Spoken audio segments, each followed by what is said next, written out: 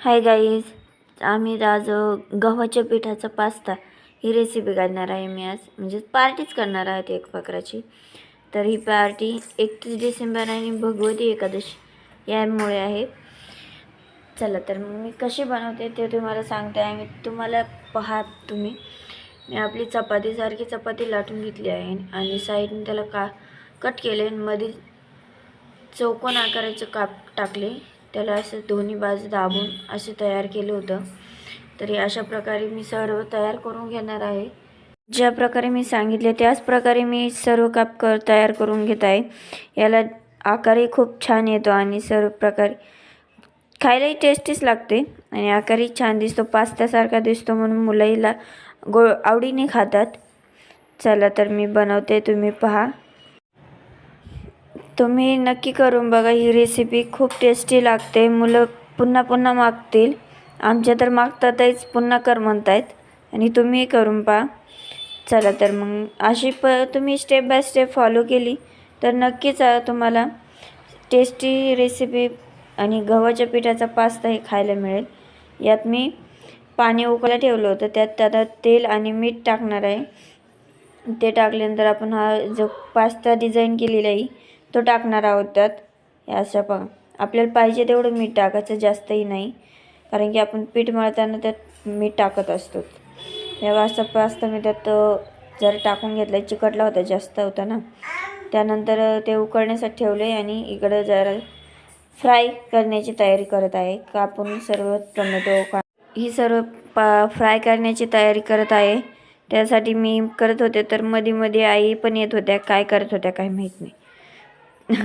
तर मी इथे बटाटा खिसून घेतला आहे, म्हणजे मी पटकन फ्राय होतो आणि शिजतो पण नाही तर खूप वेळ जाईल. त्यामुळे बटाटा खिसून घ्यायचा. त्यानंतर फ्राय आपला उकडलेला आहे, म्हणजेच पास्ता उकडलेला आहे, त्यासाठी मी त्यातील पाणी काढून घ्यायचं आपल्याला. यासाठी मी असं करत आहे. तर हे असं पाणी काढल्यानंतर आहे ना, म्हणजे आपल्याला फ्राय करताना मोकळा राहतो. चला तर मग आता फ्राय करायची तयारी करत आहे मी. तुम्ही नक्की करून पहा, रेसिपी खूप टेस्टी लागते. तर फ्राय करण्यासाठी मी कांदा टाकलेला आहे.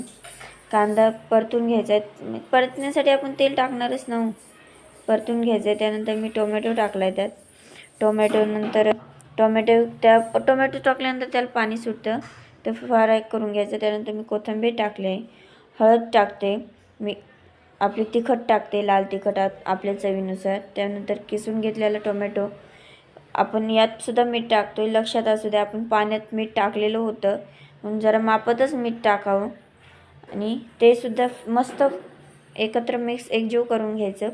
आणि ते जे पाणी उकडून घेतलेलं पाणी होतं ना, ते त्यात टाकायचं आणि ते थोडं शिजवून घ्यायचं. त्यानंतर हा फ्राय उकडलेला पास्ता त्यात टाकायचा आणि तो त्यात मस्त मिक्स करून घ्यायचा आहे, म्हणजे हळद मीठ सगळी चव त्याला आली पाहिजे. त्यानंतर त्यात थोडंसं उकडलेलं पाणी टाकायचं आणि त्यानंतर आमचा पास्ता तयार झाला आहे आणि आम्ही खाण्यासाठी बसलो. आज हिंदवीचे बाबा नव्हते, म्हणून आम्ही आमच्या तिघांची आणि हिंदवीची पार्टी चालू आहे. तर त्यानंतर मी प्रत्येक महिलेला हे काम असतंच, किचन आवरण्याचं.